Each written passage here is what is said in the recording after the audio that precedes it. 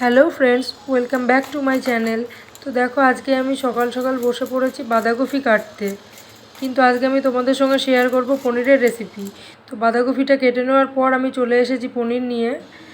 তো দেখো, একটু ছুরির সাহায্যে আমি পনিরগুলোকে পিস পিস করে কেটে নিচ্ছি। আর বাকি যা যা লাগে সব মশলাপাতি আর কি আনাজ আমি রেডি করে নিয়ে চলে এসেছি। এবার কড়াই বসিয়ে দিয়েছি গ্যাসে। তো কড়াইয়ে তেল দিয়েছি, তেলটা গরম হয়ে গেছে। এবার আমি পনিরগুলোকে ফ্রাই করে নিচ্ছি। পনিরগুলোকে হালকা হালকা করে ফ্রাই করে নেব।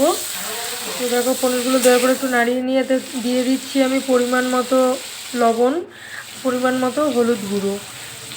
এটা দিয়ে এবার আমি ভালো করে মিক্সড করে ফ্রাই করে নিচ্ছি। আর ওদিকে আমি গ্যাসে আরেকটি পাত্রে বসিয়ে দিয়েছি গরম জল করতে। তো উষ্ণ গরম জল করে নিয়েছি। তো পনিরগুলো আমার ভাজা হয়ে গেছে।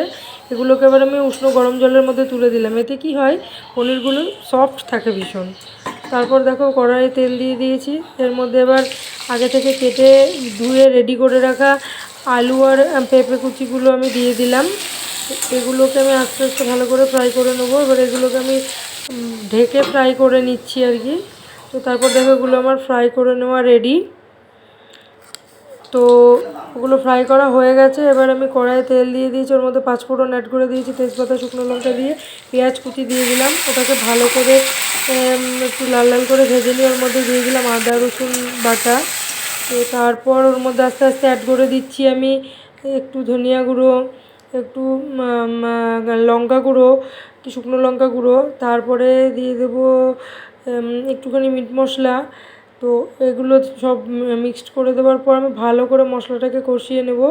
তো মশলাটা আমার দেখো ভালো করে কষানো রেডি হয়ে গেছে। এর মধ্যে আমি আগে থেকে ফ্রাই করে রাখা আলু আর পেঁপেটা দিয়ে দিলাম। তো এটা দিয়ে ভালো করে কষিয়ে নিয়ে তার মধ্যে দিয়ে দিলাম পরিমাণ মতো জল। এটা মধ্যে জলটা একটু ফুটে গেলে এর মধ্যে পনিরগুলো দিয়ে দিলাম। তো এবার এগুলো ভালো করে সেদ্ধ করে নেওয়ার জন্য আমি একটু নাড়িয়ে দিচ্ছি, এবার ঢাকা দিয়ে সেদ্ধ করে নেব।